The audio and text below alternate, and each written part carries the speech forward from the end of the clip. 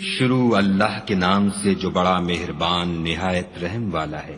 ان فرشتوں کی قسم جو ڈوب کر کھینچ لیتے ہیں اور ان کی جو آسانی سے کھول دیتے ہیں اور ان کی جو تیرتے پھرتے ہیں پھر لپک کر آگے بڑھتے ہیں، پھر دنیا کے کاموں کا انتظام کرتے ہیں کہ وہ دن آ کر رہے گا جس دن زمین کو بھونچال آئے گا، پھر اس کے پیچھے اور بھونچال آئے گا۔ اس دن لوگوں کے دل خائف ہو رہے ہوں گے اور آنکھیں جھکی ہوئی۔ کافر کہتے ہیں کیا ہم الٹے پاؤں پھر لوٹیں گے؟ بھلا جب ہم کھوکھلی ہڈیاں ہو جائیں گے تو پھر زندہ کیے جائیں گے؟ کہتے ہیں کہ یہ لوٹنا تو موجب زیاں ہے، وہ تو صرف ایک ڈانٹ ہوگی۔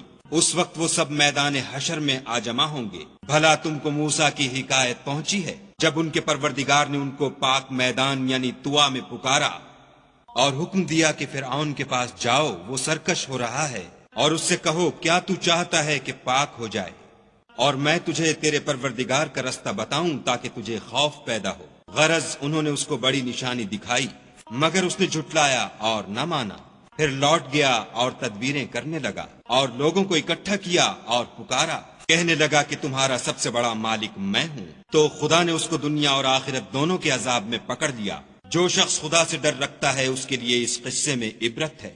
بھلا تمہارا بنانا مشکل ہے یا آسمان کا؟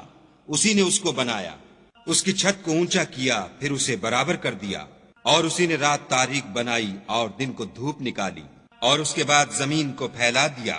اسی نے اس میں سے اس کا پانی نکالا اور چارہ اگایا اور اس پر پہاڑوں کا بوجھ رکھ دیا۔ یہ سب کچھ تمہارے اور تمہارے چار پایوں کے فائدے کے لیے کیا۔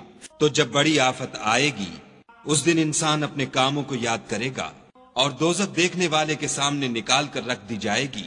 تو جس نے سرکشی کی اور دنیا کی زندگی کو مقدم سمجھا اس کا ٹھکانہ دوزخ ہے، اور جو اپنے پروردگار کے سامنے کھڑے ہونے سے ڈرتا اور جی کو خواہشوں سے روکتا رہا اس کا ٹھکانہ بہشت ہے۔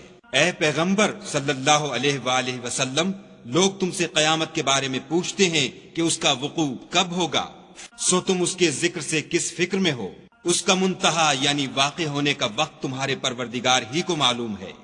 جو شخص اس سے ڈر رکھتا ہے تم تو اسی کو ڈر سنانے والے ہو۔